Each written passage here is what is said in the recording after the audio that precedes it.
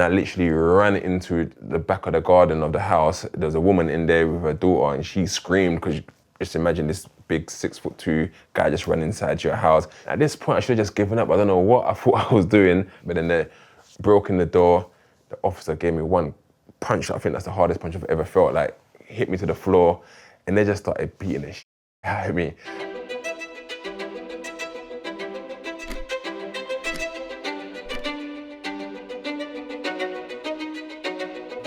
Bobby, where did you grow up and how was your early childhood? I was born in Congo, Democratic Republic of Congo, known then as Zaire. I came to the UK aged 3. Grew up originally in Dulwich for like the first maybe year in Britain. And then where I mainly grew up was Peckham, South East London on the Gloucester estate. And what were you like as a kid? I was energetic, I was chatty, quite intelligent. I was always in the top set in school, very good at football. In year 4, I actually played for the year 6 team. Growing up in Peckham at the beginning was fun. I was oblivious to where exactly I was. I grew up in the Gloucester estate, but at the time when you're 7, 8, 9 years old, you don't see the crime, you just see older people hanging around in the streets, but you don't know what they're doing. But we used to go outside every summer, play football, running around. And the transition was when they knocked down the Gloucester estate in 97. We moved to the new sort of buildings that were meant to be much nicer, which it was in terms of appearance. But that's when I moved into year 7. And that's when I started finding out, oh, this is where I am in Peckham. So the gangs, the crime, the violence, you become more aware of it. You were recruited by the Peckham Boys. Can you speak about how that kind of first came to be? Yeah, I mean, with the Peckham Boys, it was a thing that where my older brother was kind of affiliated with them already. And he used to come back home, tell me stories, and he used to think like, wow, who are these guys? Because everyone had nicknames, so it's like the Avengers or the sort of Mutant Hero Turtles, whatever it is. So it was literally, I was still kind of wanting to play football. So year 7, year 8, and the majority of year 9, I kind of kept away from that. I saw them, I thought they was cool people, and I was known to quite a few of them, but nothing where I was kind of involved. There was an incident one day, I took my brother's hat without his knowledge, and I was walking down the street heading home, and where our house is, by the Peckham Post swimming pool in the library, is where everyone hangs around. So we live just on the house, the new build houses there. And as I was walking by, one of the Peckham Boys came over and said, oh, let me see that hat. Usually when someone says, let me see that hat, or let me see that phone, whatever it is, they're trying to rob you. And I'm like, no, you can't see the hat, what are you doing? And he's like, give me the hat. Then someone else who knew who I was came over and said, oh, what are you doing? That's Carly's little brother. He's like, oh, I didn't know. Oh, you're one of us, man. And that was my recruitment process. So the next day when I'm walking past, they're like, where you going? Come. And literally, I was a Peckham Boy from there. For anyone who might not know, can you just kind of explain like what the Peckham Boys are and kind of how the gang structure in like South London works? Yeah, I mean, the Peckham Boys were, people don't like to say the word gang, but it was a gang. We used to run around terrorising other areas run around trying to terrorise us. The older lot, there's a hierarchy. So there used to be the PMS, which is the Peckham-mans. Then there was the YPB, which is the Young Peckham Boys. Then there was the YYPB, which I was part of, which is the younger Peckham Boys. And even goes down to the PKs at the time, which was the Peckham Kids. And some of the stuff we would do at our age was very trivial stuff, like it would be your petty street robberies, and then you'll sell drugs for the older lot. And then we'll go to places like Deptford and New Cross, have beef with the ghetto boys from there. And then I think as you get older, that's when the criminality sort of changes and becomes more serious. Mainly my thing at the time was robbing phones. We used to go robbing people's phones, and you get about £80, £100 a phone. So as a 14, 15-year-old, that's a lot of money. I can go now and buy the latest night trainers, whereas before my parents would buy me that one pair of trainer, which I would have had for the whole year. Now I can go and buy 3, 4 without their kind of knowledge. So I wouldn't say it was making crazy amount of money, but it was money indeed. When we kind of got to like 16, 17, that's when you start selling drugs. And with that, you're kind of making a bit more money. So you may be making like £400, £500 weekly kind of thing, yeah. For me, the crime sort of escalated. I tried to go to college so many times. So my first year, I went to Richmond College and I studied A-levels, 4 A-levels. Because of my behaviour and stuff, I had issues with my parents at home, and then I left. and I was 17 at the time. And I remember I was playing for Fisher Athletic at the time. They're now called just Fisher FC, but Fisher Athletic at the time. Got a part-time job at Peacocks and then was also selling weed. So I was doing all of those things at 17 by myself, living on my own, and it became too much. So something had to go, and it was education first. So I quit education at the time. I quit my job at Peacocks and was trying to concentrate on football and selling drugs. And it just came to a point one day, one of my friends told me, I got a security van robbery. I'm like, security van, what's that? Like, those people carry the suitcases with the money. I said, I'm not doing that, that's crazy. I can understand that little things we do, but you're telling me, I said, no, I'm not doing it. The next day, he went and done it, and he came back with £10,000 in cash. And I was like, that's the first time I've ever seen that amount of cash. And then my head was spun. I was like, when are we next going? I remember in 2006, I started wanting to get back involved in football. I kind of stopped and I signed for Ilford FC. I was playing the reserves, first team reserve, and I was doing quite well. I was getting a lot of goals, and then I remember at the time, a gentleman called Mark Butler from Ashford Town, Middlesex, signed me. And I remember I was making my debut for Ashford Town, Middlesex, and we were going to play against Folkestone FC. And on this Friday, I met with some old friends from Peckham who was also doing the robberies. They had planned a robbery the next day with one of my friends, Javari Crichton. And I said, yeah, no, I can't come and make my debut. They're like, you sure? I'm like, yeah, you guys go. The next day, I'm on a coach with my team. Javari called me that day in the morning and he said, oh, I've done the robbery, but I think these guys have tried to bump me. I'm like, they tried to bump you, how? He's like, I've done the robbery, but they're saying that the money's not in, there's no money in there, but I'm trying to call them and they're not answering and so on. So he's like, I can see them as well, they're trying to pretend they're not there. So he said, oh, call your brother, see if you can sort it out. So I tried to call my brother, and my brother said, oh, let me see what I can do. But I think Javari was quite impatient and he's gone on there and had an argument with him, and one of the guys have ended up stabbing him. So I remember one of the guys that I knew called me and said, oh my God, I think Javari's dying. I'm like, what do you mean? He said he's on the floor, he's just being stabbed.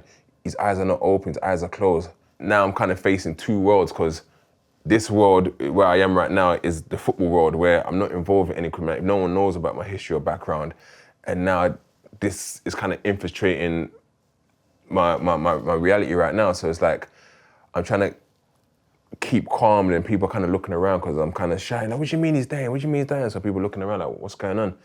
And I'm saying, look, call the ambulance, make sure you call the ambulance. So I kind of hung up the phone in my head that, you know what, the ambulance has come, he's made it, he's alive, and everything's going to be cool once I finish the game. We lost 3-1 that day. I made my debut, but as soon as I switched on my phone, I saw so many messages and missed calls and voicemails. And I just knew. So before I could even listen to them, I called my brother. My brother's like, oh, I'm sorry, man, I'm sorry. And I just knew that Javari had been killed.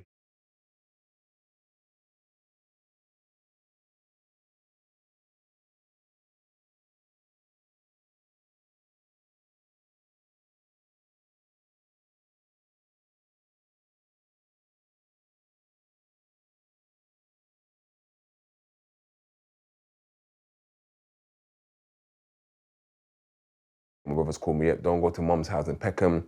Armed police are here looking for you. So I'm thinking, wow. And at this point, I had like lots of items in my house, but I didn't know, the police didn't know where I lived. So I just panicked though. So I called a girl that I was seeing at the time as well. I said, look, come to my house quickly. I just piled all the new clothes and everything into her house, all the money to put it all in bin bags, told her to take it, all the drugs that I was starting to sell again, put it all in there. She took them.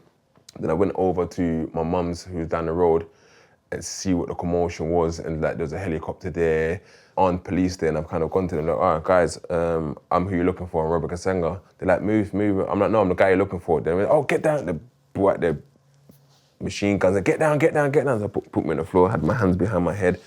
And they got me out, and the officer came over and said, yes, we're arresting you on suspicion of murder. I'm like, what? Murder for what? They took me to police station in South London, Wolf Road police station.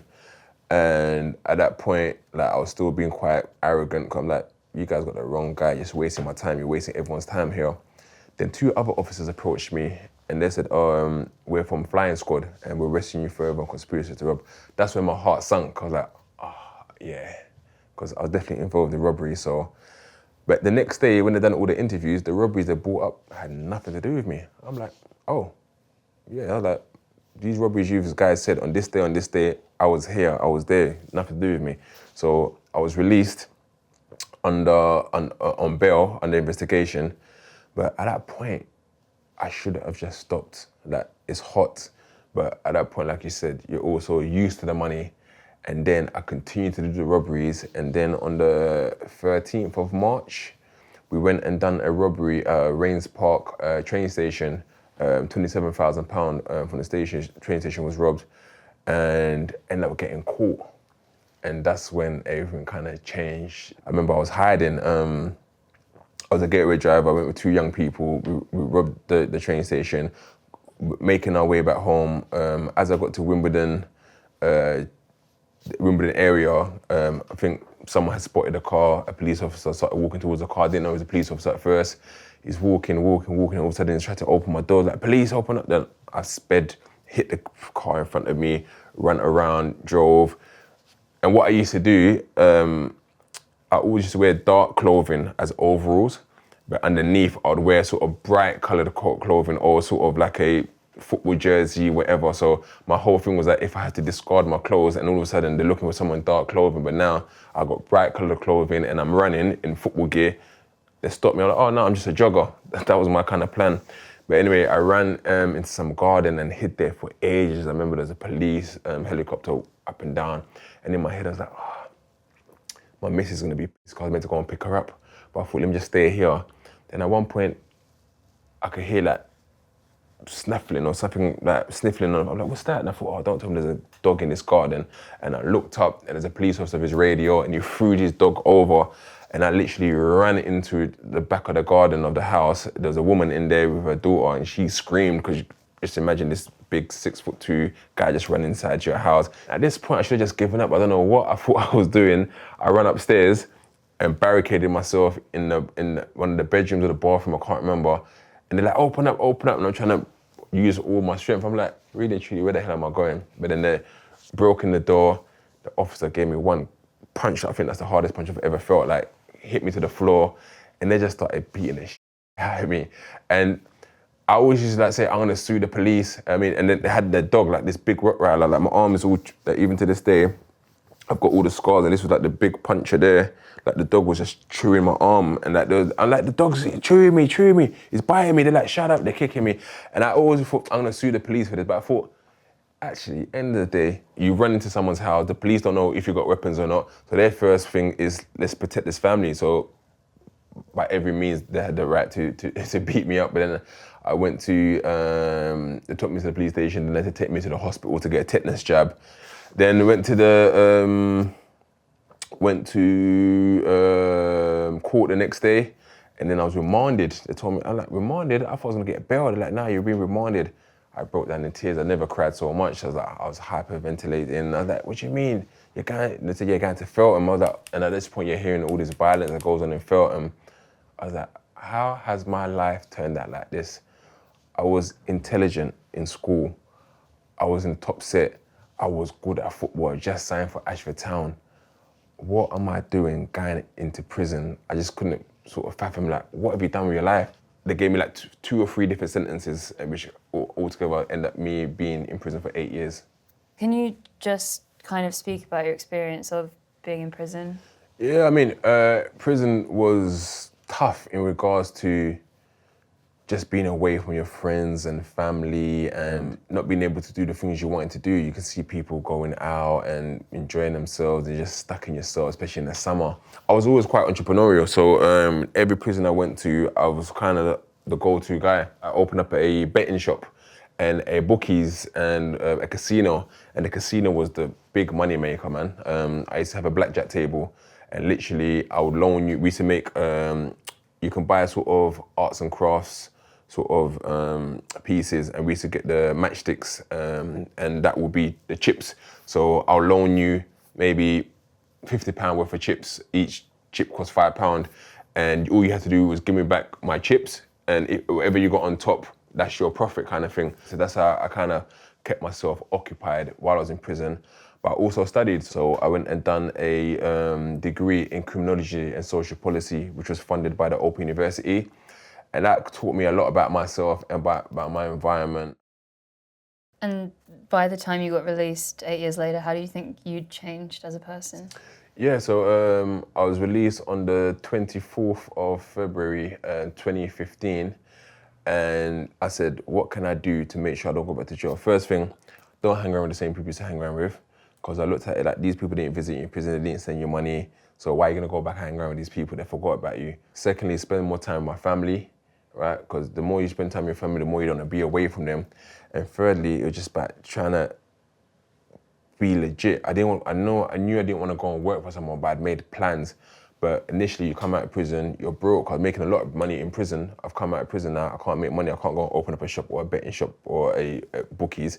So I literally went and done a night shift at a bagel factory called Mr. Bagels in Hackney Wick. And I remember just working there, using that money to fund the football club. We used to go out fundraising with buckets outside the Tesco's. I remember a company called H Group was buying Mr. Bagels. I approached them and said, look, I just come out of prison.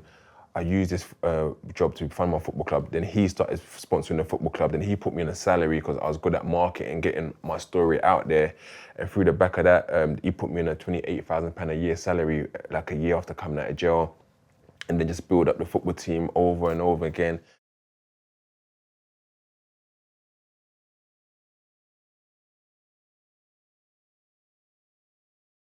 Just knowing how I was as a young person, knowing that I was so good at football, I had opportunities and I messed it up. I didn't want the young people to follow in that journey. So what more than provide them with a platform and with lived experience to say, you know what, you guys don't have to do this because I went through this.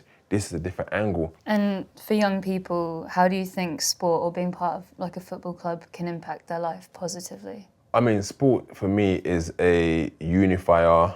Like for example, right? We're in Hackney Wick, right? And we provide football for the whole borough. We've got young people who come from Homerton, from Dalston, from Hackney Wick, from London Fields, from Stoke Newton. All these areas don't get along. They don't get along at all. Where we bring them all together to come and play football and hoping to build that familiarity. God forbid later on in life, they're both kind of join gangs, right?